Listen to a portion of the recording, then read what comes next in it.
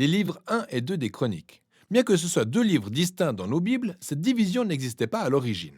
Le livre a été divisé en deux en raison de la longueur du manuscrit. Mais il avait bien été écrit comme un seul livre dont le récit suit une certaine cohérence. Dans nos Bibles françaises, Chronique vient après le livre de Samuel et des rois, et le contenu des Chroniques est en grande partie une reprise de ces livres. Alors, la plupart des lecteurs modernes commencent à lire Chronique pour ensuite se dire « Mais j'ai déjà lu tout ça !» et ils passent à un autre livre. Ce qui est dommage car ce livre est vraiment unique et très important dans la Bible. Dans l'ordre traditionnel de la Bible juive, Chronique est en fait le dernier livre, car il récapitule toutes les écritures juives. Le premier mot du livre est Adam, le premier personnage au tout début de l'histoire. Et le dernier paragraphe annonce le retour d'exil du peuple d'Israël. On ne sait pas qui a écrit ce livre, mais grâce aux informations qu'il contient, on peut déduire que l'auteur a vécu environ 2 ou 3 siècles après le retour des Israélites de leur exil à Babylone. Du point de vue de cet auteur, Jérusalem et le Temple avaient déjà été reconstruits depuis un bon moment. Et de ce qu'on a découvert dans Esdras et Néhémie, les choses ne se déroulaient pas très bien. La grande espérance prophétique était que la ville et le temple seraient reconstruits et que Dieu viendrait vivre au milieu de son peuple. Le roi messianique arriverait et toutes les nations viendraient ensuite vivre sous son règne de paix. Mais rien de tout cela n'est arrivé. Alors l'auteur de Chroniques a réagencé les histoires de David, de Salomon et des rois passés afin de générer un message d'espoir pour l'avenir. Ce qui permet de comprendre qu'il a conçu ce livre pour mettre l'accent sur deux thèmes bien définis. Premièrement, l'espérance de la venue du roi messianique et, deuxièmement, l'espoir d'un nouveau temple. Découvrons le contenu des thèmes tout au long du livre. Un chronique s'ouvre sur 9 chapitres de généalogie, des listes interminables de noms.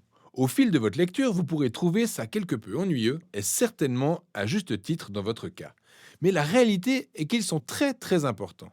L'auteur résume ici toute l'histoire de l'Ancien Testament en citant tous les personnages clés des récits. Ce faisant, il définit les généalogies de manière à mettre l'accent sur deux lignées principales. Il y a en premier lieu la lignée du roi messianique promis. L'auteur fait donc la part belle à la lignée de Juda, dont l'égrenage depuis la création descend jusqu'au roi David, qui a reçu la promesse messianique. Et à partir de David, l'auteur continue de retracer cette lignée jusqu'à son époque. La seconde lignée mise en avant ici est celle du sacerdoce, les descendants d'Aaron, qui bien entendu servaient dans le temple. Ainsi, on peut voir les deux thèmes principaux se dessiner dès le départ. Pour l'auteur, l'espérance de la venue du Messie pour bâtir un nouveau temple est enracinée dans ses généalogies anciennes.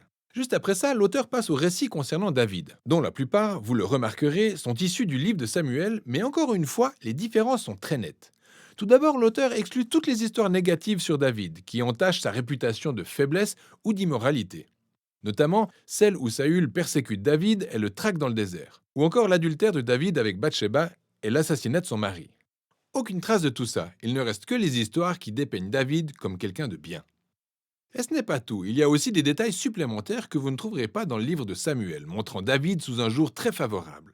Il y a par exemple un grand bloc de chapitres où David dirige les préparatifs pour la construction du temple, en organisant les ressources, les constructeurs, les lévites et les chorales. Et en plus de tout ça, l'auteur présente David sous une stature semblable à celle de Moïse. Dieu donne à David des plans pour la construction du temple, tout comme il a donné à Moïse des plans pour construire le tabernacle. Pourquoi donc tout ce nouveau contenu sur David ? L'auteur n'essaie pas de cacher les défauts de David, car il est bien conscient que tout le monde peut le découvrir dans le livre de Samuel.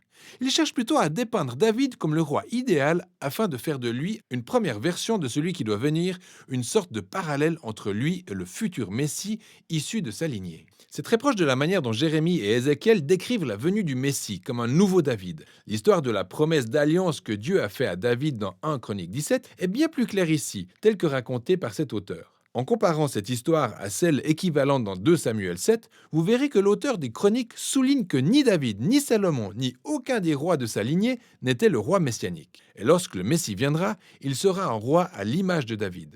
Ainsi, ces histoires passées à propos de David sont pour cet auteur la base même de son espérance dans l'avenir.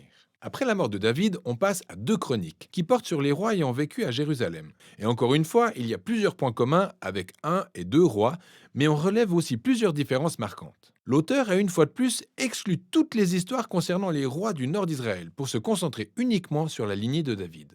Et il y a pas mal de nouveaux détails sur ces rois de la lignée de David. Il met en avant les rois qui étaient obéissants à Dieu et rajoute de nouvelles histoires montrant comment leur obéissance a conduit à la réussite et à la bénédiction de Dieu. Mais il ajoute aussi d'autres détails sur les rois qui étaient infidèles à Dieu, qui n'ont pas suivi la Torah et ont amené Israël à adorer des idoles. Alors ces rois ont subi des conséquences dramatiques qui ont fini par déboucher sur l'exil d'Israël, un chaos dont ils ont eux-mêmes été les architectes. Au final, cette section entière devient une série d'études de caractère d'où l'auteur souhaite que les générations suivantes d'Israélites tirent des leçons, basées sur l'histoire de leur famille, pour demeurer fidèles à leur Dieu et à la Torah. Quant à la conclusion de ce livre, elle est tout aussi unique. À la fin du livre, le roi perse du nom de Cyrus dit aux Israélites qu'ils peuvent rentrer chez eux, rentrer d'exil, rebâtir leur ville et leur temple.